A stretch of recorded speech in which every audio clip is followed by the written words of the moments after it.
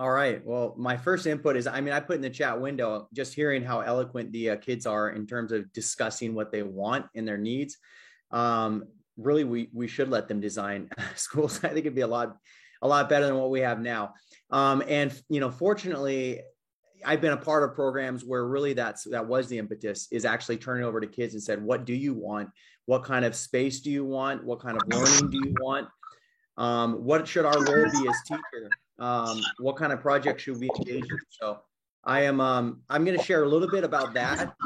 And again, this is just one part of the overall narrative. I think someone has to be muted. Oh, there we go. Again, everybody has a unique story and unique context, but hopefully some of the things I share are highlighting some of the points, and I will try to reference those as I go through this. And I want to start, hopefully you guys can all see this. The title for this is Building Global Citizenship One Project at a Time. And I want to start with a student. His name is Jeffrey. And Jeffrey isn't unlike a lot of our other students. He has his own passions. He has his own interests. Jeffrey is very much into building robots. And in fact, any kind of spare time he gets, he does that. And he's actually quite an irritable kid as well, if you try to bother him when he's doing this. But the problem is, Jeffrey doesn't really have a lot of spare time. Jeffrey, comes into school and he's walled in immediately by the timetable because it's fixed. He goes to 5-6 periods of classes a day. And because he's in Asia, he also goes to after school tutoring, and he learns another language. And by the time he goes to bed, he doesn't really have much time to explore those. He's also walled in by the way in which subjects are delivered, mainly from a textbook and from a teacher standing at the front of the classroom that doesn't necessarily value his unique input. He's also walled in by the way in which school is reported on. It's reported on in terms of grades. It's reported on in terms of subjects. It's reported in terms of his aptitude, in which Jeffrey can score quite high when it comes to math, but other subjects not so well. And because Jeffrey is walled in on all sides, Jeffrey, not unlike a lot of our other students, starts to disappear. And this story is not unique to Jeffrey. This story is the story of our aspiring authors, like the girl pictured here, Emily, at 12 years old, who wants to publish a book, or our socialites like Dylan, or our aspiring fashion designers like Elizabeth and Shannon pictured here. And what if, instead of these students disappearing within the walls of school, what if we started to free them up to pursue these passions and interests? What if we eliminated the timetable altogether and made learning designed around experiences and made it flexible? And, what if as well, we collapse subjects, and instead of learning being organized around humanities or math or science, it was organized around deeper learning experiences that helped really break down the walls that existed between school and community, something that the students during the youth forum had already mentioned, that made it real world and practical. And what if we eradicated grades altogether? And instead of grades, students were sharing out on their learning through projects. And what if we did all of this through one simple method, one in which I'm quite fond of, in which I've had quite an experience in working with schools with, and one that I've been transformed with, and that's project-based learning and project-based experiences. These students here are solving a crisis of global hunger, at the rate of food production right now in 2030. I think it might have changed. But there's going to be a severe shortage. And also we know it's the impact that it's causing on the planet is horrendous. And what if we task kids to solve those problems? And what if, more importantly, school is about creating citizens, and not just citizens that are impacting their local communities, but citizens that are making an impact in the global community, much like you see this youth forum here. And what if our Jeffreys, that shy, irritable, introverted kid who came to school and disappeared in the background, started to become highlighted? And he did that through a Maker Faire project, where he was able to share his passion for robotics and instill a love for programming in his younger peers.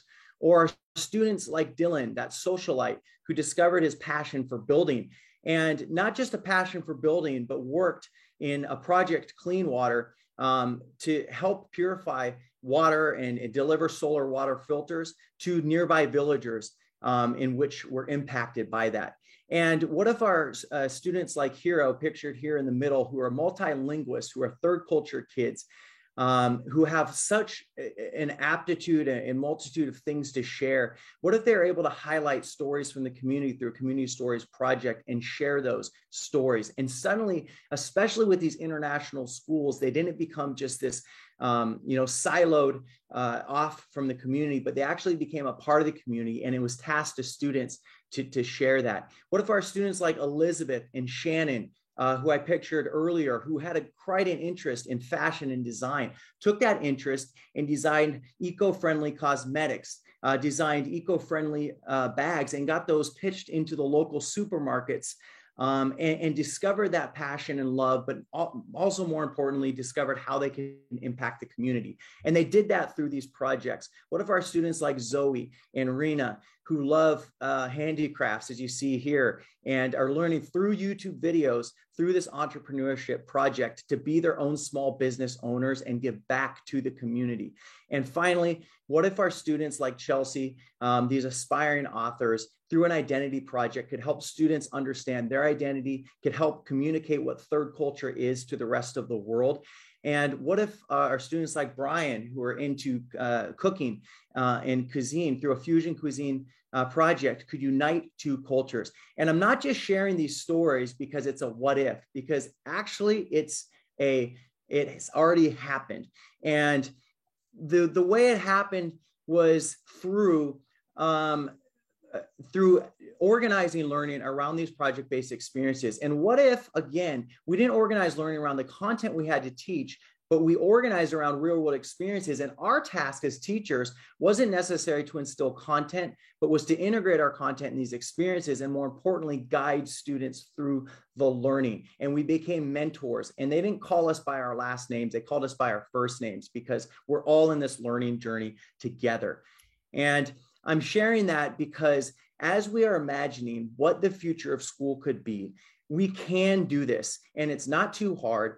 And this is the approach that we took. It was a cascading approach where we looked at 4 deep learning experiences that happened throughout the year. And rather than 24 chapters from a textbook and worksheets, we organized around those learning experiences. And it wasn't isolated just from 7th grade. They connected to 8th grade. And as you can see here from this diagram, from the start of 7th grade in discovering what their identity is to the end of 8th grade and using everything that they learned to make a global impact, they really could become the problem solvers that our world needed. And this now is not just an experiment.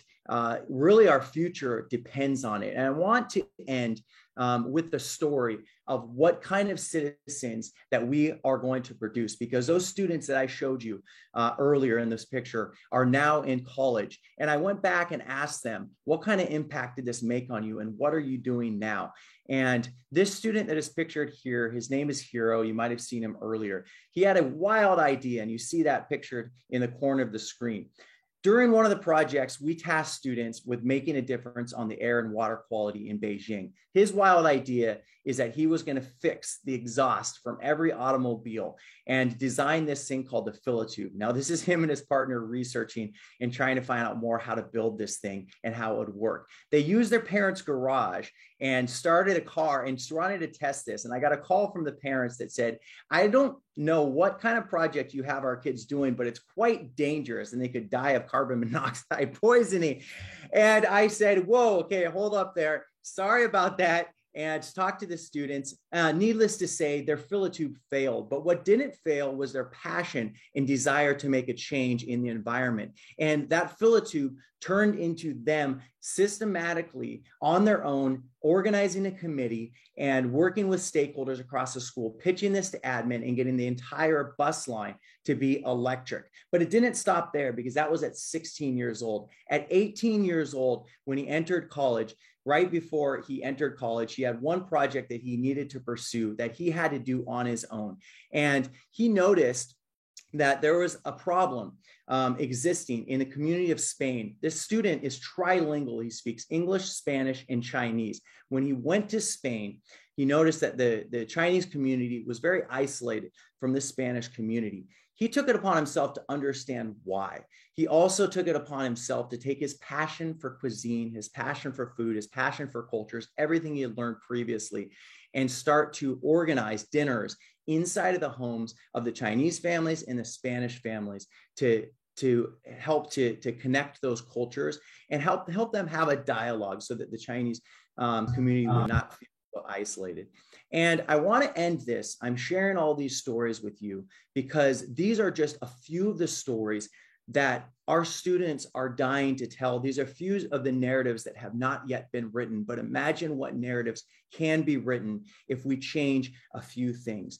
And so I want to leave us with that inspiration. What kind of global citizens might we produce if we reorganize learning around their passions, around their interests? We collapsed the timetable and we really took a risk in doing something different. So thank you for that time. This is me. This is my passion. Now helped over 1,000 educators across 20 plus schools worldwide. And I can't wait to see what this forum produces in terms of ideas.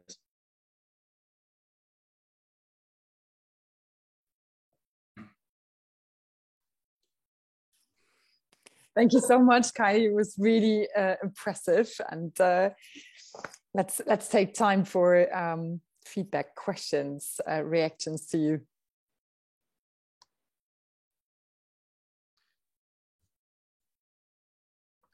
Okay, I'm going to break the ice while others maybe are still thinking. Kylie, I like Barrett, I found this really amazing, and it's great how you delivered it with all these stories, no? And while you were saying this, and while I was also thinking of some of the other learners here that are participating today, some of them are maybe like the learners in the schools that you told us, that they're fortunate enough that they're in schools where things are starting to move. No, I think of the learners of our Brazilian school here. I think of the learners of the Raiffeisen campus. And then sometimes I say to myself, but what is it? It's like 5 or 10% of the schools in the world that are starting to get this, right? So it's maybe an impossible question to answer, right? But the question would be, any thoughts like how we could accelerate this movement and get it to more people quicker? Because I have the impression, the system is so slow, right? And we cannot lose another generation of potential change makers that are still in these 95% schools that are not moving, right? Yeah, I think, and I'm seeing some questions in the sidebar. I think a lot of it does have to do with just educating parents, really, at the end of the day. Because I think a lot of educators want to go this direction. I don't think you'll go to any conference and see them teaching you how to fill out a Scantron or talking about standardized tests. I just talked to someone earlier, and they said one of the hardest things that they had to fight in their community, and they had produced they transformed a car parking lot into a Formula One racing ground. All the kids had their own Formula racing cars. They developed their own businesses. Parents loved it, but they were fighting against big competitive schools that were very academically focused. And then that school started to fade in the background. They lost retention. But then all of a sudden, parents became more educated. They started talking a little bit more about this. Some parents said, I've heard about these kind of experiences, and this is what the future holds. And then slowly they started getting more students. It started gaining more traction. And now they have a waiting list for their school, and the other competitive schools are fighting for students. So I think it's a slow process sometimes, but I think a lot of it has to do with educating that this actually is the wave of the future. I think the universities have a big task upon themselves as well, because so much of our education is dictated by what the universities are asking for. And so, we really need to make sure that it's a holistic conversation across the board. And I think pockets of change don't need to happen whole school wide. I've seen it happen within classrooms where a couple teachers take this on, and then it just spreads like wildfire throughout the school. Other teachers want on board. So all it takes is a couple teachers. It does help to have leadership on board, but that's some of my 2 cents.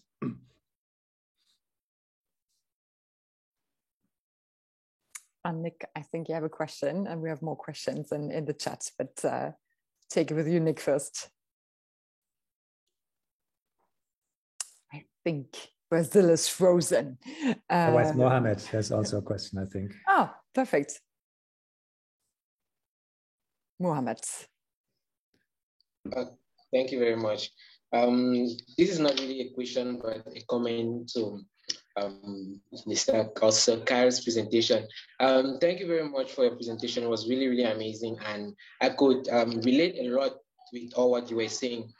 Well, here in Cameroon, in our system, well, I graduated 2 years back. I graduated from high school 2 years back. And we've noticed that students really are very creative. I mean, secondary school students are very creative, and most of them are not don't find themselves excelling with the normal curriculum wherein they have to go through all the courses, do all the subjects, and well, they often portray their creativity through their work of art. And for this reason, we actually decided to lead an initiative. I mean, we noticed that the government does not, or the educational, in fact, the people in charge of the educational system don't give value to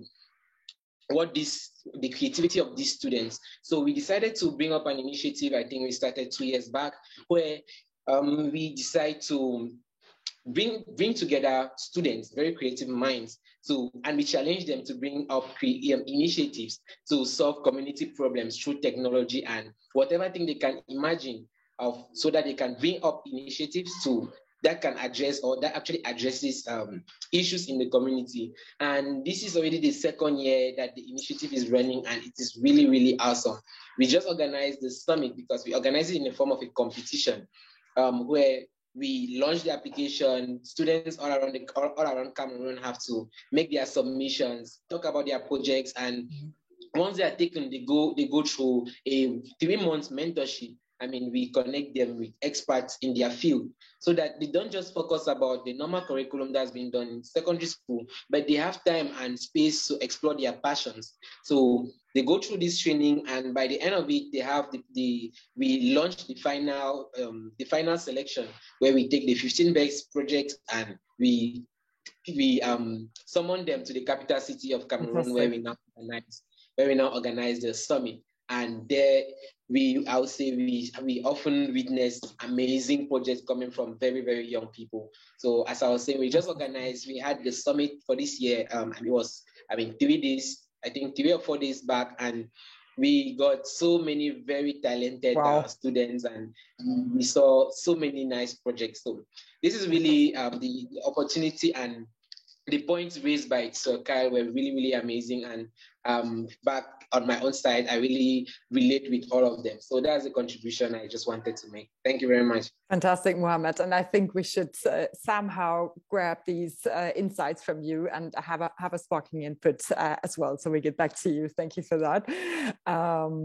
There are more questions, actually, and there's a very big question, as Marcus stated. How can we empower parents to demand this for their kids? Yeah, I mean, that's a big question. I think it stems from another question I see up there, which has to do with let's see, has been a system, I guess, parents' biggest fear is grades, right? And college, right? I think at the end of the day, look, I'm not a parent, so I can't speak necessarily for parents, but I've spoken to enough parents. And one of the biggest things for parents to get over is that school is going to look different from what it looked like when they went to school a lot of times, right? And so one of the things that we did is we actually brought in some college admissions people from Harvard. We brought them in from Stanford. We brought them in from Yale, and they talked to our parents, and they said, look, what we are looking for in learners is GPAs. We've got more 4.0 higher GPAs, more than we can deal with. We have SAT scores. Here's a stack of SAT scores that we have. They're high. And by the way, they're getting read SAT, so that's going to be a moot point. But the point was, they said, what we are looking for is a different kind of narrative, a different kind of student. And when they espoused that, every one of our parents wanted to go directly and sign up for the Futures Academy program right there. And it's not like that necessarily had to be the reason. But I think the parents needed to be educated to see that this actually is the type of learner they're looking for. And when it comes to academics, even though the test is not the priority. Achievement wise, these students were achieving in terms of math 2 or 3 year levels beyond their peers, because it was just a lot more personalized and it was delivered in a lot more individualized way. So that's kind of a helpful way to get parents maybe to demand more of this, is just for them to understand that this actually is, the new kind of for narrative for learning. Fantastic. Thank you for combining so many questions in one. And since we have the possibility to go on with the conversation in the hub, still we want to leave the room here for questions. And Nick from Brazil, I think you're not frozen anymore. There was a question from you, wasn't it? It was just a quick one on parents. I can only speak for the international community that I work in, but I think parents are ahead of the game, and I think the school is very tempted to use the parents as an excuse. The parents would never buy it. But again, to trust, I think they're ahead. They want their kids to go home happy. And when their kids go home happy, they trust the school and you can move forward. So it's those kind of connections. Parents are an easy excuse, I think. We can't do this because of the parents. I understand, Carl, when you start talking about grades and university entrance and things like that, it gets a bit sharp end. But, throughout the school, particularly, the younger age groups and things, I think there's a lot you can do by developing that trust. Yeah, I would also, push back to say, I think that's cultural, Nick. I think in Asia, there is definitely a push for grades. There's definitely a push for attending as many classes as possible. And it's the delivery, the style delivery is a lot different. In our school, I can't speak for everywhere, was in Asia that we're putting inside of a national school. And it really was hard to change hearts and minds. I think of parents who are maybe perhaps like some of the entrepreneurs, or maybe some of those type of parents maybe being a little bit more open-minded, or maybe they had a Western education. But I can just say, at least in Asia, that the parents is not necessarily just an easy bucket or easy tick. They do take some time. Last question, Maggie. Just kind of a comment. I think it's so incredible, the growth that's already happening and that's really generating more thinking in this direction.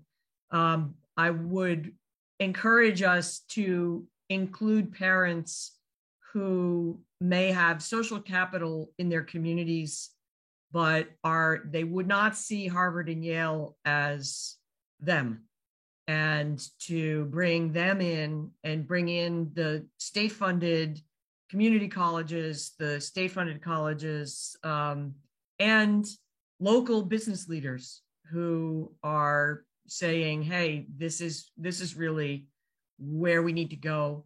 And then put in a plug for eco-citizenship, bring in also the people who know about how we can live better with the earth, and stress that as well, because it's not just about making a lot of money and making a lot of things. And I think a lot of people are concerned about that as also. So not really a question, but just sort of a caution not to separate it into what the elites do, because we want everybody to feel like this is for people like us. Yeah, and I would agree with that 100%, that it needs to be inclusive. And the narrative, right? The narrative that a school writes for why we need to do this is going to be different in every context, right? We're all believers in this, and some schools' narrative is going to be to get kids, into these top schools, just to know that that's a box, they got to check just to get the kids in the door, and then they know what they're doing, right? And hopefully, we can move more towards these holistic visions of what school could be. Fantastic, guys. Thank you so much for this lively conversation. What we're going to do, we take the questions that were posted here into the hub and let the conversation just go on. We won't stop it here, but for now, we want to give a stage to feed you a bit with the next method input for the next important phase. Explore fits perfectly to what we learned today from the youth and from Kylie. Thank you for that. So Till, the stage is yours.